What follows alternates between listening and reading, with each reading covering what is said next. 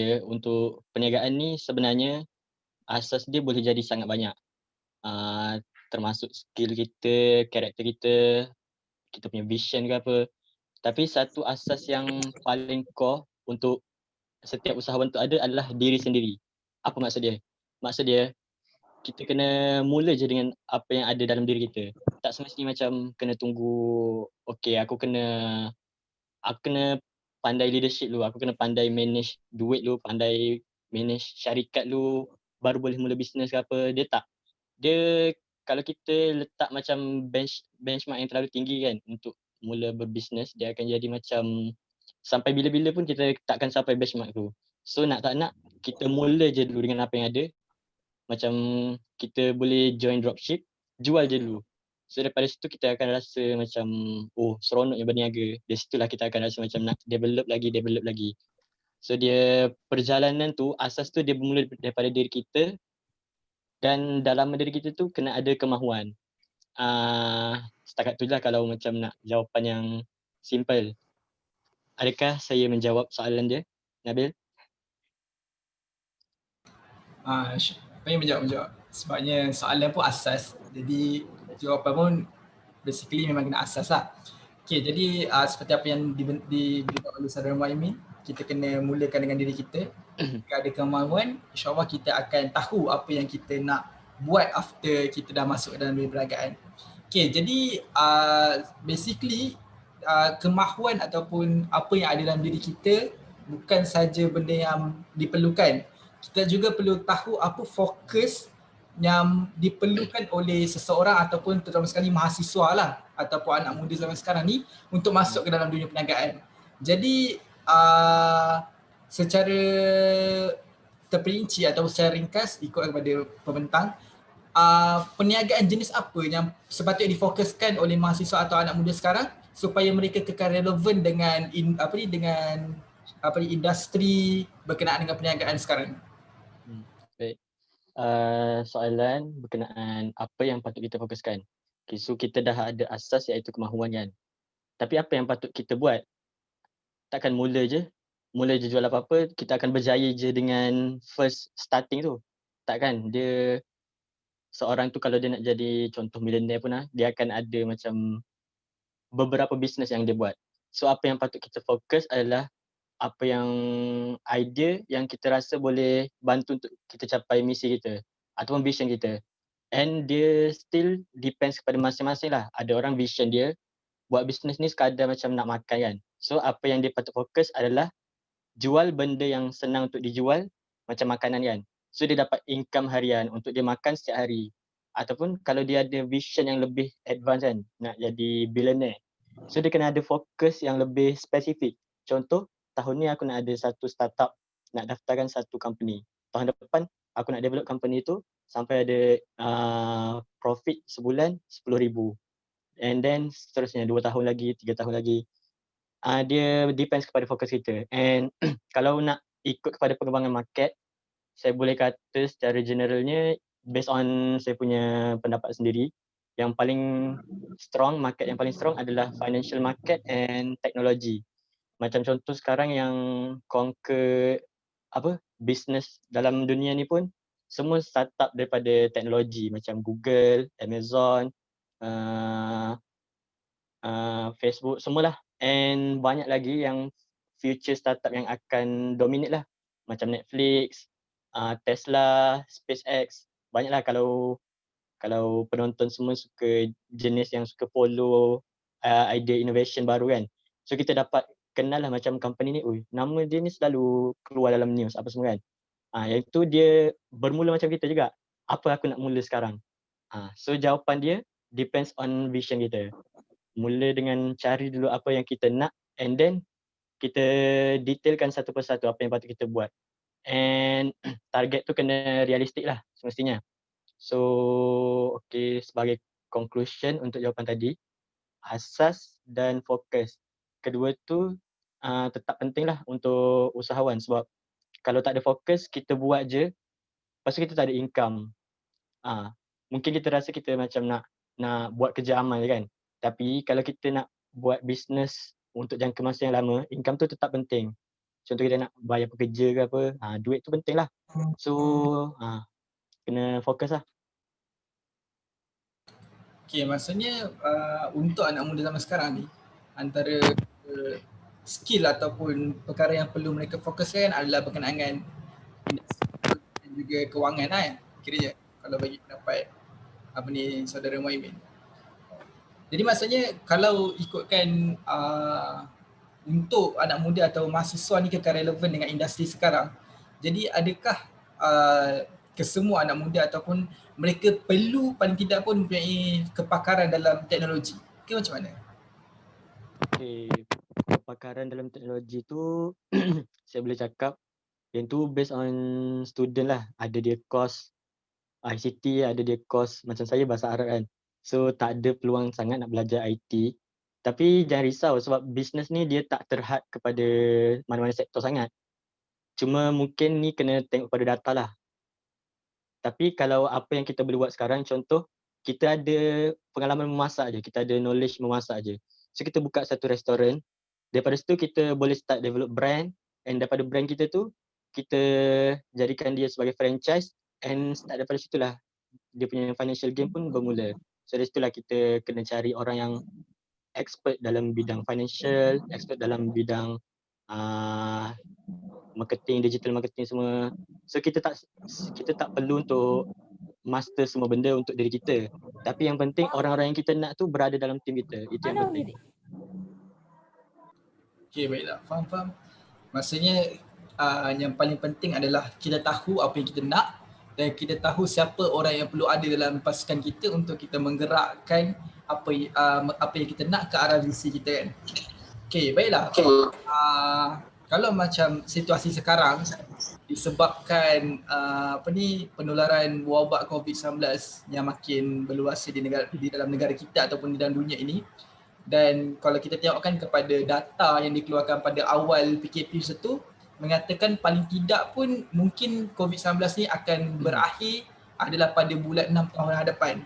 Jadi perkara ini semestinya akan mendatangkan kegelisahan dan juga kerisauan lah kepada semua pihak, daripada syarikat besar ke syarikat kecil, daripada yang bekerja makan gaji kepada yang berniaga, mesti akan mendatangkan kerisauan kepada mereka. Jadi dia adalah satu cabaran yang paling terbesar untuk mahasiswa ataupun anak muda zaman sekarang ni untuk memulakan perniagaan. Jadi macam mana bagi pendapat saudara Muhaimin, sekarang ni adakah perkara yang perlu kita fokuskan adalah keuntungan ataupun kelangsungan kepada perniagaan yang kita nak bina? Sebabnya kalau nak fokus kepada keuntungan, kemungkinan besar perkara tersebut tidak boleh dicapai sebab kita terikat dengan PKP dan sebagainya. Tapi kalau kita nak fokus kepada kelangsungan, tak boleh juga sebab kalau tak dapat keuntungan, macam mana kita nak develop kita punya marketing, macam mana kita nak develop perniagaan kita kan. Okay. Jadi bagi saudara, pendapat saudara macam mana? Okay, saudara Nabil menanyakan tentang keuntungan ataupun kelangsungan kan. So pada pendapat saya, okay, kita nak sembang pasal COVID-19 ni, impak dia terhadap dunia bisnes dan dunia pasaran pekerjaan lah semualah. So memang ramai, kalau kita baca news pun ramai yang diberhentikan kerja semua kan. Ada yang kerja pun kena bayar half. Saya pun ada part time, saya pun kena bayar separuh. So fahamlah macam mana. So okay, untuk solusi, kalau nak bercakap, kalau saya nak kongsikan secara detail tentang overview seluruh macam mana kita nak bantu semua syarikat yang wujud dalam Malaysia ni untuk terus maintain, yang tu mungkin agak sukar sebab dia mungkin golongan expert boleh lebih beri pendapat yang lebih tepat lah berdasarkan data and kajian. Cuma apa yang saya boleh tekankan adalah dari segi entrepreneurship and business itu sendiri, dari segi individu itu sendiri. So okay, kalau kita nak cakap apa kesan dia dari segi sektor ekonomi yang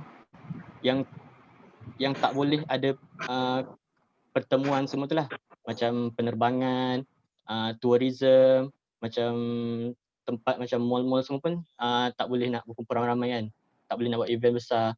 So company yang macam ni dia akan terjejas.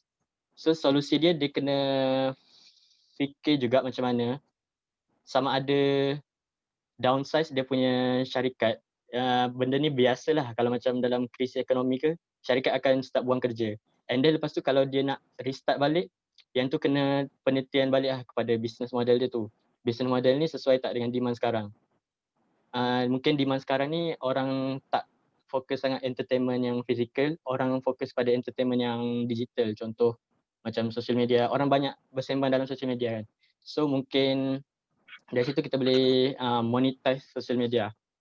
And then macam contoh company, dia ada dua choice. Kalau kita rasa company tu memang tak boleh dah nak teruskan, dia kena hapuskan company tu dan restart company baru yang sesuai dengan demand sekarang. Ataupun stop je dulu production. Contoh mungkin Air-Asia, dia boleh stop beberapa tempat yang banyak dia kena bayar kos tu, and dia fokus KLIA je.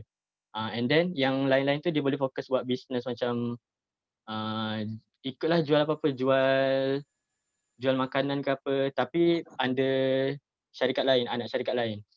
Yang ni perlu pada strategi bisnes lah, sebab bisnes pun core dia adalah survival. Kita nak survive, kita nak hidup. So dia samalah dengan manusia, kalau kita dah tak ada choice lain, kita akan buat je lah pilihan apa-apa yang ada kan. Kalau nak terlalu idealistik, kita kena conquer pasaran teknologi apa semua kan, yang tu mungkin agak susah lah. So kita cuba je approach yang paling realistik, and mungkin kalau dari segi dalam pasaran saham sendiri pun, ada je syarikat yang tak ada kaitan dengan getah pun kan, dia invest dalam getah. Yang tu based on syarikat masing-masing lah untuk survival. So solution dia keuntungan atau kelangsungan. Dia tak ada jawapan yang berat sebelah. Dia lebih kepada macam percentage lah, macam kita nak lebih pada keuntungan ataupun kelangsungan. Kalau boleh memang keuntungan kita nak boost juga, sebab duit yang kita ada tu kita boleh simpan untuk bayar gaji dalam 6 bulan depan, 7 bulan depan. Kelangsungan pun penting juga. Kalau tak ada profit, macam mana kita nak langsung? So saya nampak based on pemahaman saya, profit ni di atas dan kelangsungan di bawah. Survival ni di bawah dan profit di atas. So kita push survival sehingga profit tu pun boleh naik ke atas. Lebih kurang macam tu lah.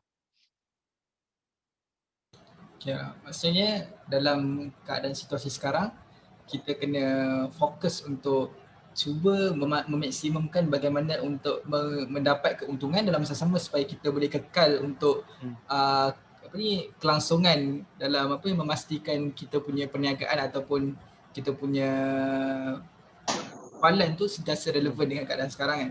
Okay, saya tertarik tadi berkenaan dengan isu berkenaan ada syarikat yang downsize diorang punya syarikat and kena sesuaikan dengan demand sekarang dan sebagainya. Bagi pendapat Saudara Muhaimin lah, kalau andaikan situasi COVID-19 ini telah hilang, jadi adakah demand kepada masyarakat atau adakah masyarakat punya demand ni dia akan berubah disebabkan COVID-19 ataupun dia akan kekal disebabkan COVID-19 ataupun dia akan patah balik kepada keadaan sebelum COVID-19 hadir? Apa pendapat? Okay, soalan saudara Nabil tadi adalah berkaitan selepas COVID ni berakhir, apa akan jadi pada demand dalam market lah kan, sama ada akan maintain sama macam PKP sekarang ataupun akan berubah ke ataupun kembali macam keadaan asal. Macam tu kan soalan dia.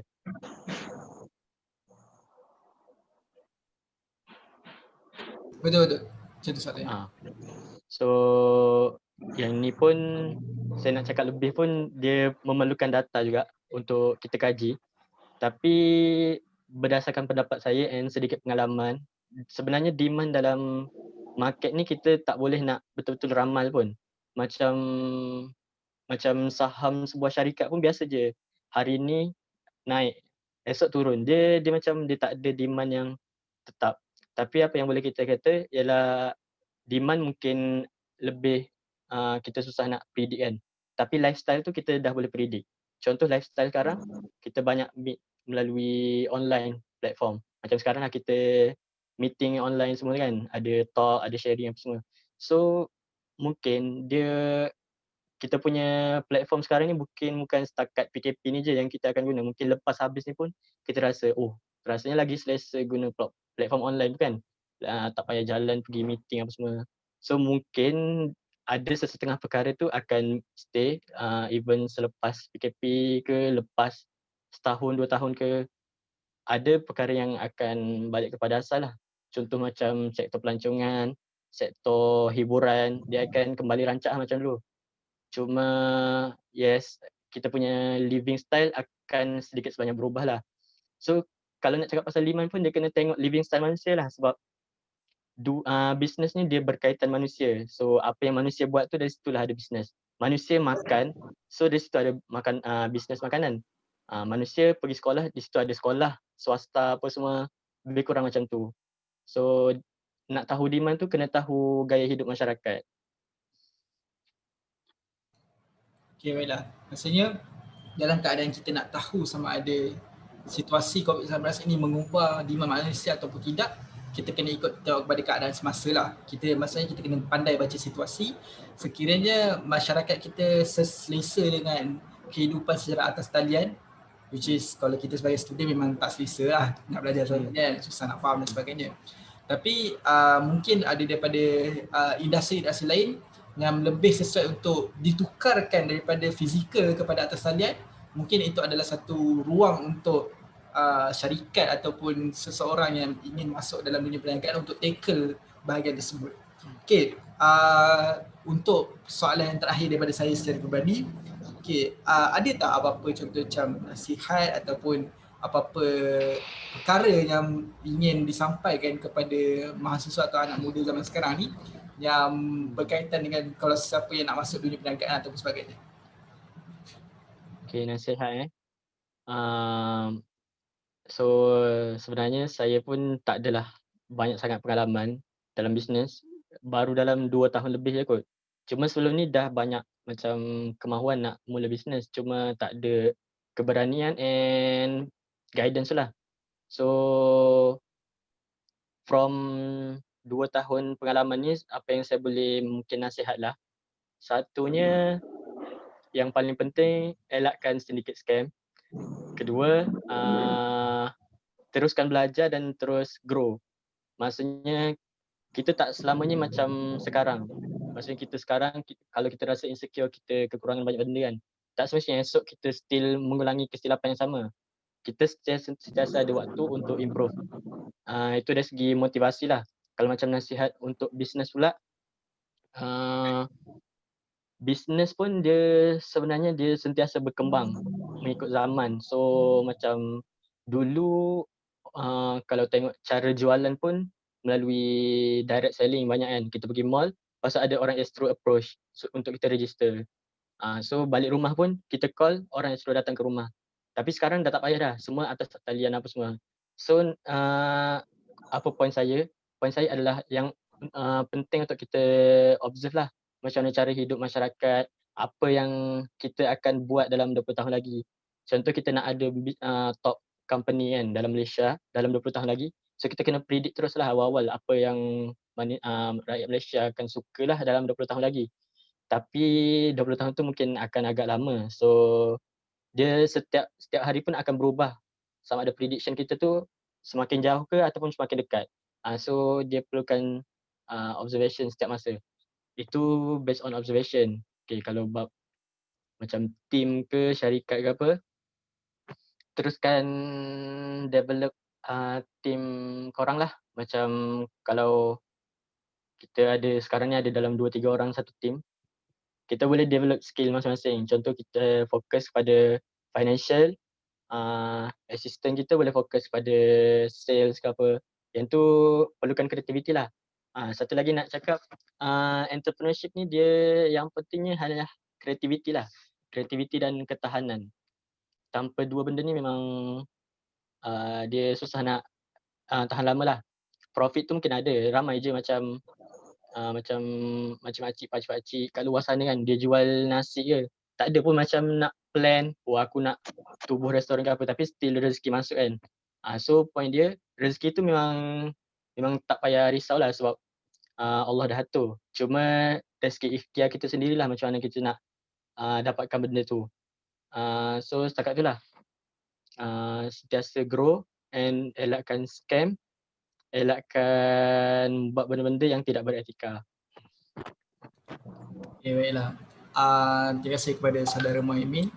Jadi maksudnya kalau kita ingin sentiasa memastikan syarikat kita ataupun perniagaan kita sentiasa kekal relevan dan juga sentiasa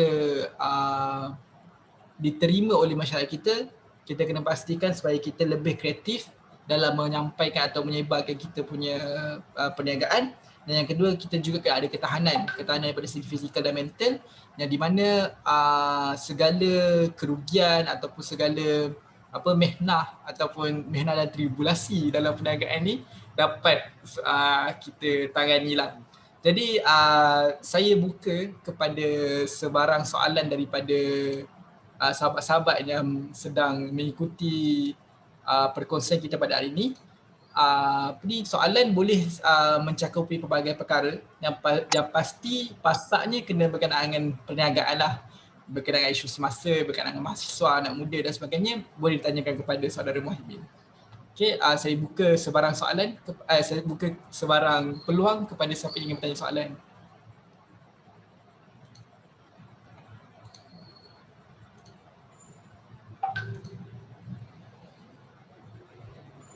So hi, Assalamualaikum. Boleh saya tanyakan soalan? Okay, nama saya Kaisara. Saya nak tanyakan soalan ni. Macam mana nak guide orang-orang baru dalam bisnes, lagi-lagi yang tak ada basic bisnes? So, ada apa tips ke ataupun guidance mungkin daripada experience? Guidance tu macam mana? Guidance tu maksudnya macam nak ajar dia buat sales ke? Ya, nak ajar dia buat sales. Betul? Okay, baik. Soalan yang sangat baik sebab dia berkaitan dengan sales. So, kenapa soalan baik? Sebab memang bisnes ni pun perlukan sales. So, macam mana nak guide orang baru, dia perlukan dua benda lah. Saya boleh simplify pada 2 point. Point pertama mungkin dari segi kita punya leadership. Kita punya management team tu. Macam mana kita nak delegate task tu untuk orang tu belajar dengan lebih cepat. Contoh kita ada task untuk buat marketing campaign kan.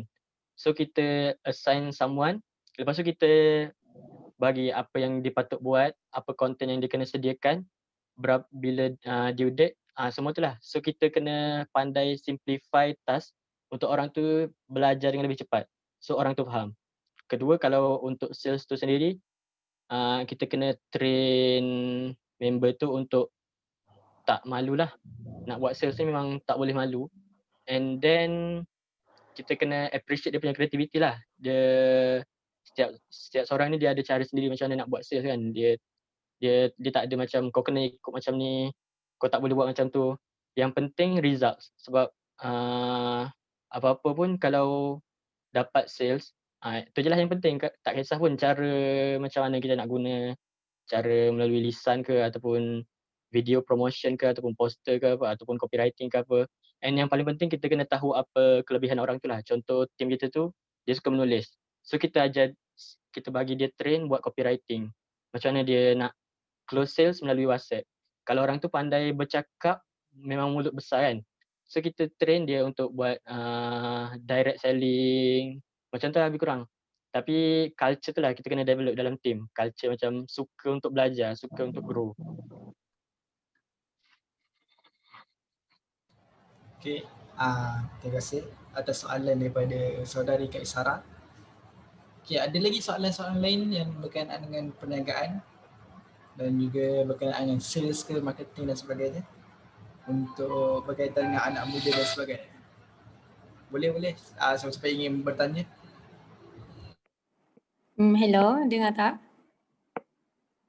Dengar. Okay, saya Maulida daripada PPS Sampang. Nak tanya, macam mana, sebab kebanyakannya kita, kalau kita nampak sendiri kan, kebanyakannya anak muda ni diorang lagi-lagi mahasiswa-mahasiswi lah khususnya, diorang dah berjinak-jinak dengan bisnes. Tapi macam mana kita nak, soalannya macam mana kita nak tingkatkan bisnes kita tu jadi berkembang lah. Maksudnya daripada sekecil-kecil tu supaya diorang ada azam untuk besarkan bisnes tu. Sebab kadang-kadang diorang ni just macam jual suka-suka, tapi kita tahu kan bisnes ni dia membawa membawa rezeki yang banyak lah kepada kita kan, macam tu. Contohnya dari segi marketingnya tu mungkin kita kurang nak tahu platform ni macam mana, penggunaan Facebook ni macam mana, dan dia macam ada marketing tu dia luas kan, so benda-benda yang macam tu kita nak belajar tu daripada mana.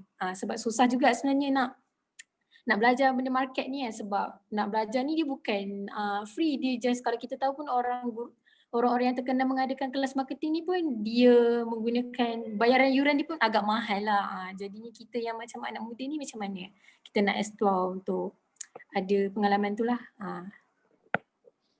Okay, so berdasarkan soalan tu apa yang saya faham, saudari Maulida tanya pasal macam mana kita nak tolong anak muda untuk expand dia punya business, tapi diorang tak tahu macam mana nak expand. And kalau nak join workshop pun dia ada yang bayaran mahal semua tu kan? Macam tu? Betul. Okay, so kalau nak, okay, tajuk kita pasal bagaimana nak mula berbisnes kan. So mungkin lepas ni kita boleh buat tajuk macam mana nak kembangkan bisnes. So macam mana nak kembangkan bisnes ni, kita kena tengok dulu bisnes model kita. Kita kena teliti dalam setiap benda lah, macam bisnes kita ni apa masalah dia. Masalah dia customer tak banyak. Kalau tak banyak, macam mana kita nak improve jualan. Okay, kalau bab nak belajar marketing tu tak tahu kat mana kan. Kita kena tahu apa yang kita buat. Contoh sekarang ni kita buat promotion dekat WhatsApp kan. So macam mana kita nak reach lebih banyak audience. Contoh audience kita tu remaja macam kita. Bukan remaja juga, macam anak muda lah. So kita mungkin boleh cuba dengan Instagram. So apa yang kita patut belajar je lah, macam IG ads ke apa, design poster, buat copywriting apa semua. Tapi point dia adalah macam kita tak terlalu banyak benda. Macam semua benda kita nak buat, semua benda kita nak improve. Kita pun kena fokus satu je solution. Macam ada mentor saya, dia nasihat macam kalau kita nak buat digital marketing, fokus je. Macam nak buat FB, buat je FB. Kalau nak ada blog, fokus je blog sampai follower banyak. Dia yang penting konsistensi dan terus sampai momentum tu ada. Lepas tu kita dah tak payah macam pening dah, macam benda ni dah ada kan, so tak payah fikir banyak lah. Just teruskan je. Cuma yang lain tu yang still zero kan, macam kita dah biasa dekat IG tapi kita nak expand ke Twitter, tapi IG kita still lagi macam tak ada income banyak. Melainkan kalau kita dah fokus sampai customer banyak dalam IG, so kita rasa kita boleh hire dah siapa untuk jaga IG. So giliran sekarang kita nak expand kepada Facebook pula atau Twitter. So baru kita start daripada situ. Key dia jangan buat semua benda yang akan memenatkan kita. Fokus satu sampai dapat hasil, lepas tu baru expand satu persatu. And kena ada sistem and target. Yang pentingnya betul lah, business kena ada target. Macam kita set target yang lebih tinggi sikit daripada kemampuan kita, so that baru kita rasa macam mana aku nak reach. Contoh bulan ni aku jual dapat 1,000 sales. Macam mana aku nak naik ke 2,000 bulan depan. So dari situ kita akan start berfikir secara sendirinya macam mana, apa patut kita tambah, apa patut kita belajar and so on. Okay, terima kasih. Last question boleh ke? Boleh. Okay, ni untuk nak tanya juga lah kan, kadang-kadang kebanyakan daripada golongan yang orang-orang muda ni, diorang nak start business ni, diorang keliru. Mungkin boleh bagi sedikit penerangan lah kan. Kadang-kadang diorang first yang diorang fikir adalah modal. So kadang-kadang diorang sangkut lah modal tu kan. So bisnes yang bagaimana untuk permulaan yang kita boleh cuba. Sebab kadang-kadang diorang ni aku tak boleh lah, tak ada modal macam tu. Diorang macam fikir modal tu kena besar. Diorang macam tak fikir yang dia boleh bermodalkan yang kecil je lah, tak perlu yang besar-besar. Kadang-kadang kita boleh start bisnes pun macam jadi person shopper ke apa benda ke kan. Kadang-kadang ada setengah tu kan tak menggunakan modal, tak keluarkan duit kita pun, just macam kita ikut je lah apa yang dibagi tu. So macam mana penerangannya? Okay, so tadi dia more kepada nak expand business kan. Sekarang macam mana nak start to business. So, okay, jawapan saya, kalau saya sendiri, saya mula join team dropship Kek Lapis. So dari situ je saya belajar buat sales, dapat profit. Lepas tu baru macam start, okay, buat team sendiri, team dropship sendiri. Dari situ macam belajar macam nak handle team, handle syarikat. Lepas tu expand lagi kepada buat apa mass sales, macam tu lah, jualan mega macam tu. So develop marketing, semua dapat profit yang kita tak sangka lah. And then lepas tu mula lagi dengan apa, kita teruskan dengan daftar betul business. So dia macam kita lebih serius lah, ada account bank semua. Lepas tu okay, suggestion yang lain selain dropship, kita boleh je Gana baju tutup. Foodpanda dia. okay. Okay, selain dropship tu, kita boleh start je dengan, sebenarnya kalau nak cakap pasal modal ni pun, modal tu penting untuk macam kita aware yang kita sedang mengambil risiko. Tapi macam kalau terlalu besar tu, dia macam mana nak cakap, yang penting je kita ada guidance lah. Jangan buat benda yang kita tak tahu. Contoh kita di approach oleh orang dari mana tah, cakap, oh kalau join team ni, kita bayar 50 je, lepas ni bulan depan kita boleh dapat income terus 1000. So tak logik lah. Yang tu lah dia awareness benda ni lah penting. Macam MLM dia suka approach orang yang tak tahu apa-apa. Yang itulah masalah kita sekarang. Orang yang tahu ni dia takkan approach. Sebab dia cakap sikit je, lepas tu orang tu macam tanya macam-macam, dia terus lari lah. Itulah masalah orang scammer, tak kisahlah MLM ke, scammer ke. So sebagai conclusion, okay dah faham. Sebagai conclusion, boleh cuba beberapa cara, contoh dropship. Cari yang modal rendah lah, RM10 ke ataupun tak ada ke. So kita dah ada team tu, itu satu platform yang bagus. Selain tu kita boleh mula dengan apa yang ada. Macam saya cakap tadi, kita boleh bagi servis buat poster, servis proofread assignment ke apa, profit grammar kan. Contoh kita student banner, kita boleh start dengan servis tu dulu. Lepas tu buat artikel, post dekat blog ke apa. Yang pentingnya dia tak ada jalan yang fix sebenarnya, cuma yang penting kena ada guidance yang betul dan ilmu yang betul. Okay, terima kasih.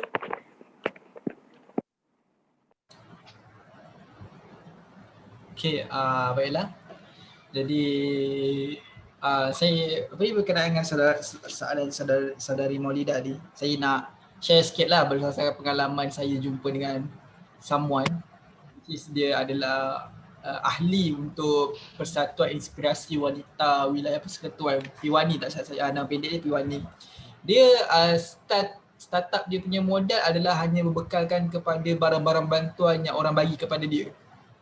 Dia duduk di PPR, so ada ahli parlimen kawasan situ yang bagi bantuan kepada dia, dan daripada situ dia gunakan barang-barang bantuan tu sebagai modal untuk berniaga. Dan sekarang ni alhamdulillah sepanjang PKP masa tu dia dapat survive untuk keluarga dan juga untuk membantu masyarakat dekat PPR tu, terutama sekali ibu tunggal. Dan kemudian sekarang ni pun dia masih lagi tengah grow up kan dia punya perniagaan even though tengah PKP. Jadi mungkin itu boleh jadi sebagai salah satu cetusan idea ataupun inspirasi kepada siapa-siapa yang ingin memulakan perniagaan.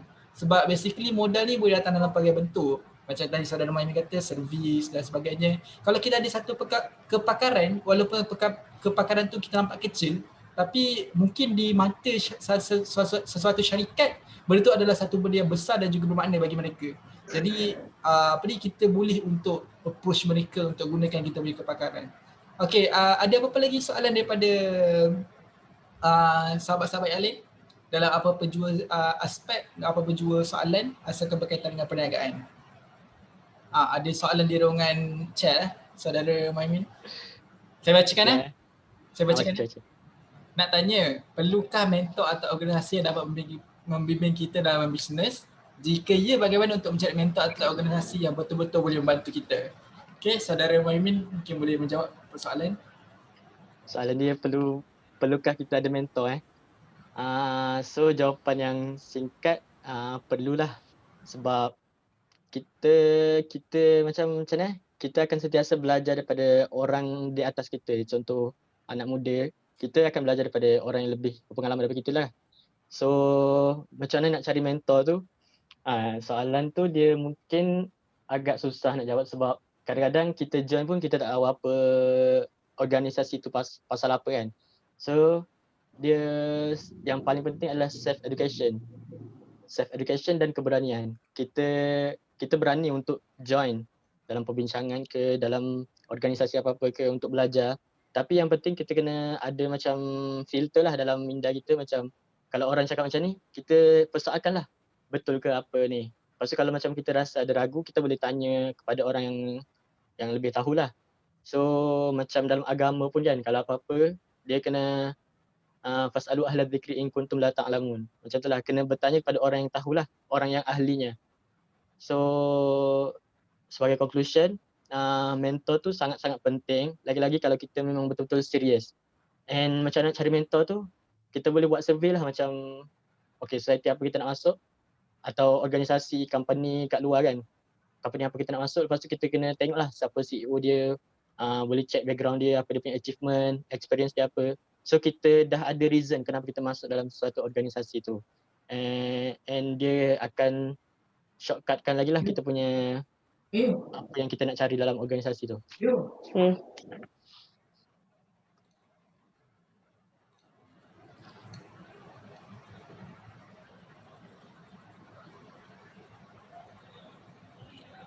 Okay, itu saja saudara Muhammad. Okay, ada apa lagi soalan daripada sahabat-sahabat yang lain? Saya rasa perbincangan berkenaan perniagaan sangat luas. Ya? Sampai sana. Ada.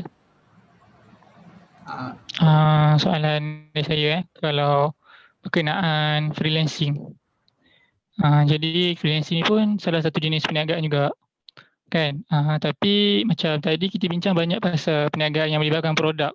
Jadi manakala kalau macam freelancing ni dia macam perniagaan yang melibatkan servis, dia tak ada produk lah ataupun dia ada aset je lah. Jadi nak tanya pendapat semua, kalau mana yang ada pengalaman rasa ataupun yang tahu apa yang lebih banyak yang penting untuk seseorang yang nak mulakan bisnes freelancing ni? Adakah pengalaman ke ataupun marketing untuk marketkan diri tu lebih penting ke, macam mana? Itu saja. Okay, soalan pasal freelancing So okay, untuk bisnes ni sendiri pun dia ada product base ataupun ada juga service base, dan ada product and service. So freelancing ni pun biasanya usually service lah. So macam mana kita nak kembangkan kita punya service freelancing tu? Adakah macam kita kena betul-betul expert dalam benda tu baru kita boleh ambil job, ataupun yang penting marketkan diri je yang penting? Macam tu yang soalan dia, Arif, saudara Arif. Betul. Tu contoh lah. So antara marketkan diri ataupun kita punya expertise tu, dia boleh jadi 50-50 lah, 50%, 50%. Tapi dia bisnes ni semuanya pasal negotiation. So macam kita nampak, okay, orang cari macam designer kan. So kita ada macam sedikit skill design, tak kisahlah Canva ke apa kan, kita boleh je ambil job tu. Lepas tu dia tak perlu tahu pun kita guna servis apa, melainkan dia tanya. So bayaran tu dia nego, kalau dia tanya lu rate kita berapa, kita letak. Macam contoh kita baru start kan, from zero, kita cakap je macam okay, RM10 untuk satu poster. Okay, dia cakap deal. So kita buat je lah yang terbaik. So lepas tu kita deliver and dia bayar. And then daripada situ kita minta feedback lah, macam okay ke servis kita macam mana. So dia kata design kita okay kan. So mungkin lepas tu kita boleh tambahkan lagi kita punya rate, naikkan jadi RM20. Lepas tu kita boleh improve lah kita punya skill software ke apa ke. Yang point dia dekat sini, dia antara skill dengan rate kita kan, dia naik serentak. Naik sama-sama lah, dia tak ada juga macam betul-betul kena pro baru boleh ambil job. Sebab ada je macam orang graduan dalam bidang IT tapi dia tak berani nak ambil job buat website. So itu depends juga orang tu macam dia punya keberanian, dia punya kepercayaan kepada diri.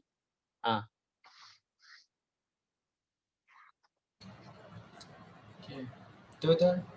Berkenaan Jadi maksudnya skill-skill lain tu penting lah, macam kemahiran bernegosiasi semua tu lah.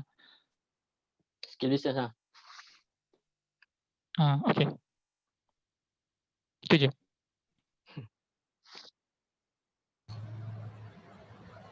Okay, terima kasih kepada saudara Arif Abu Zaimah untuk tanya soalan.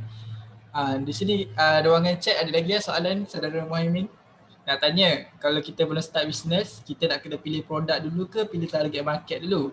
Sebab kalau pilih produk dulu, takut produk tu tak laku. Kalau pilih target market dulu pula, tak tahu macam mana nak tahu permintaan target market tu. Jadi tak tahu nak mula macam mana. So saudara Muhaimin ada sebarang guidance kepada mereka yang mengalami masalah seperti ni? Okay, so macam biasa jawapan saya pasal bisnes dia takkan ada hitam dan putih. So nak pilih produk dulu ke, nak pilih market dulu ke, dia depends. Contoh produk ni, produk asas macam makanan. Makanan dah tentu orang nak makan kan, so boleh je terus jual. Kalau macam market pula, dia melibatkan macam demand yang lebih sophisticated lah, business yang lebih complicated. Contoh, orang perlu dalam industri digital marketing, orang perlukan website untuk buat course online.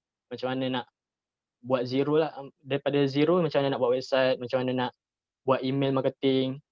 So dari situ dia, yang tu niche dia lebih mendalam lah. Kalau setakat general ni boleh je macam okay buat website je, buat je website. Mesti ada je orang nak ambil. Lepas tu daripada situ lah kita kaji market. Okay, orang suka website macam mana. So dari situ lah kita standardizekan kita punya service tu, kita buat website jenis apa, jenis business je ke, mini site je ke, ataupun apa. So macam tu lah, 50-50. Maksudnya kalau ikutkan apa yang saya faham daripada saudara Muhaimin, kita kena faham target audience kita dan juga target market kita. Once kita faham dua-dua tu, kita tahu apa kita nak buat. Kan? Betul tak? Okay. Jadi ada apa lagi soalan daripada sahabat-sahabat dalam perbincangan dan perkongsian ini?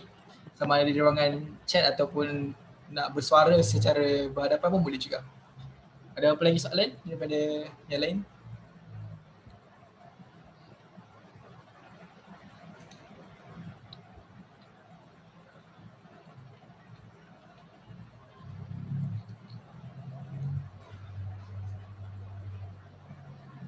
Tapi bagi saya sendirilah, saudara Muhaimin, berkenaan dengan soalan tadi pasal target audience dan juga target market ni. Sebenarnya kalau ikut situasi sekarang, paling mudah untuk kita jual adalah makanan, betul tak? Sebab makanan ni macam basically kalau kita pergi mana-mana, insyaAllah dia akan habis.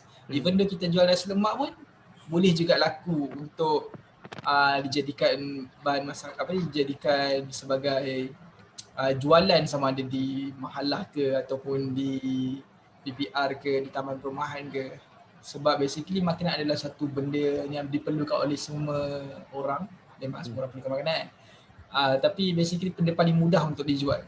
Jadi siapa yang macam ada kepakaran dalam bidang masakan, mungkin boleh kot jadikan bidang masakan tu sebagai salah satu loophole ataupun lubuk untuk dia mendapatkan keuntungan secara cepat. Okay, ada apa lagi soalan daripada yang lain berkenaan dengan perbincangan kita pada hari ini, perniagaan mahasiswa, anak muda, masa hadapan dan sebagainya. InsyaAllah kita akan cuba untuk berbincang secara bersama. Ada apa lagi soalan? Saya beri masa seminit lah untuk menunggu sekiranya ada yang sedang bersedia menulis soalan ke di ruangan chat dan sebagainya. Kalau sekiranya seminit tiada siapa yang bertanya, ada soalan di ruangan chat saudara Muhaimin. Misal kata saya ingin menjadikan freelance sebagai sumber pendapatan, bukan mudah untuk tarik orang untuk kedai kita. Adakah lebih banyak yang perlu kita lakukan untuk mengukuhkan bisnes sebagai seorang freelancer ataupun bisnes menjual produk? Sebab kalau nak sediakan servis untuk orang, ada ramai lagi di luar sana yang lebih profesional. So saudara Muhaimin, macam mana berkenaan dengan permasalahan ini? Soalan tu menarik juga. Macam dia bisnes ni tak kisahlah produk ke, servis ke, tetap akan ada persaingan. So macam freelance ke syarikat pun dia still sama juga. Cuma apa yang saya boleh share, contoh saya kenal satu orang penulis ni, dia prefer untuk cari freelance sebab biasa freelance dia cost dia murah je lah, dia bayar seorang je. Berbanding syarikat dia akan charge lebih sebab dia perlukan sedikit allocation untuk simpan kat syarikat. So dia bergantung kalau klien tu jenis yang banyak duit, contoh kerajaan, dia perlu servis nak buat website, mesti dia akan cari tim yang betul-betul profesional yang dah banyak pengalaman 2 tahun, 3 tahun buat website. Tapi kalau macam syarikat kecil, duit dia tak banyak nak hire freelance. So dia cari je freelance yang capai dia punya minimum requirement and boleh bersetuju dengan deal harga yang dia bagi. So yang penting kita pandai cari target lah. Contoh macam kita start freelance, servis, tapi servis kita masih biasa-biasa kan. So kita cari orang yang syarikat yang baru nak up. So daripada situ kita bina portfolio kita. Lepas tu tambah macam kita join workshop ke apa, ada sijil ke apa.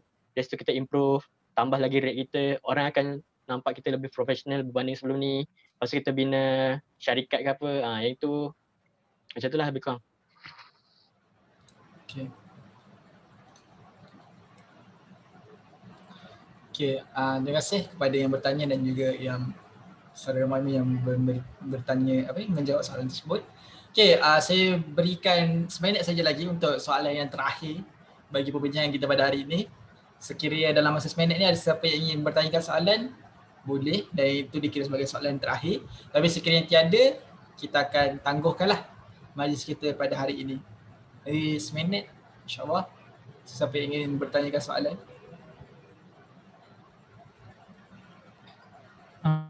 Ada. Okey. Saudara Arif Abu Zaimah.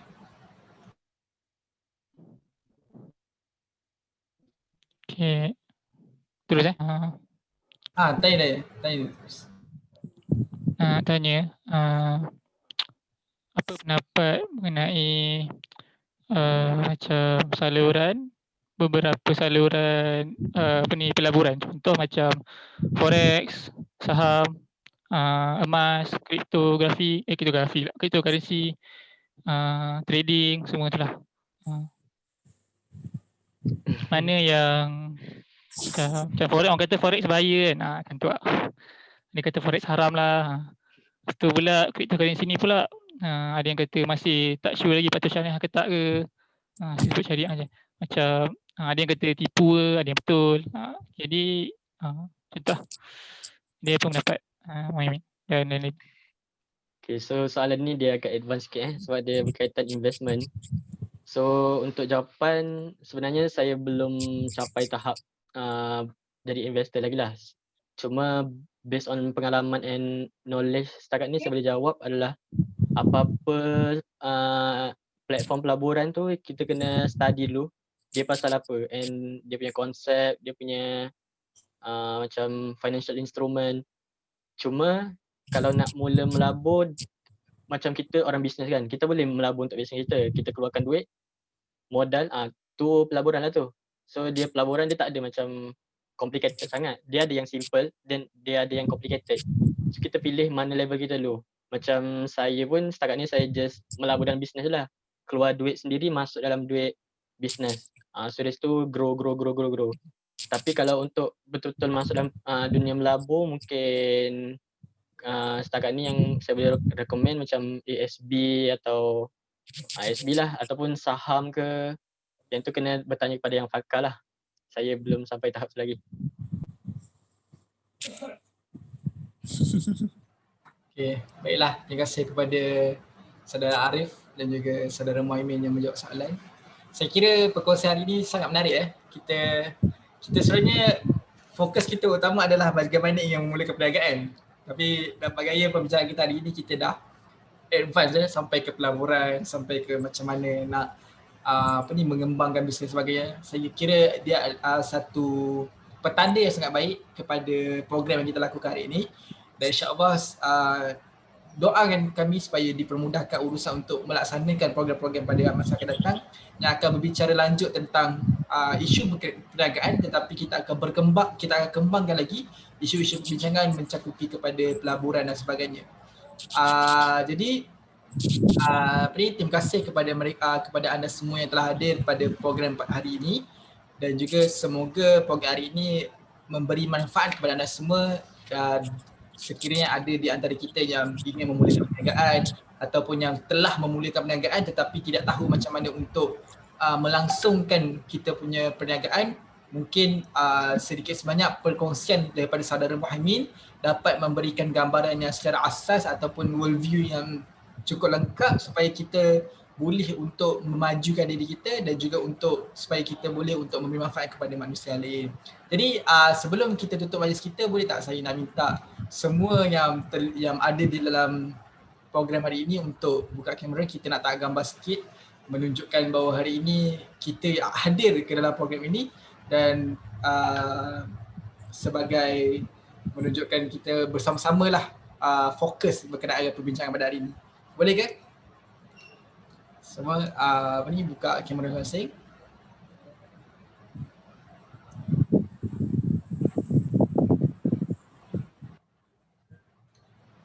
Okay, saya kira 1, 2, 3 untuk tak gambar.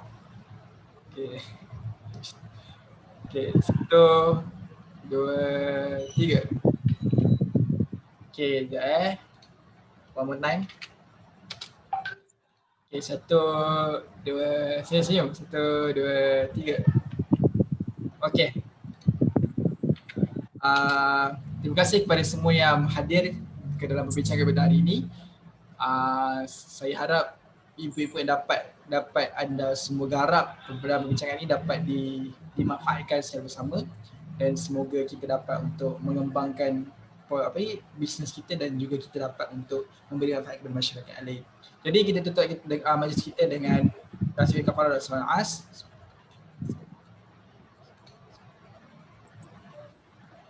Baiklah, sebelum ada semua beredar, saya minta untuk isikan borang maklum balas untuk program kita hari ini, kerana daripada borang maklum balas tersebut kami akan cuba untuk evaluasi dan juga lihatlah apa lagi kesesuaian pada masa depan untuk kita lakukan sharing dan juga perkongsian macam hari ini.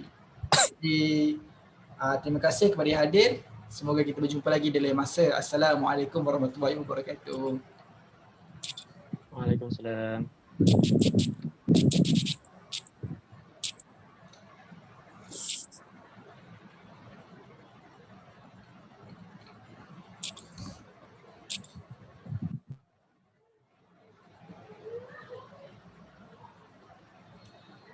Terima kasih semua.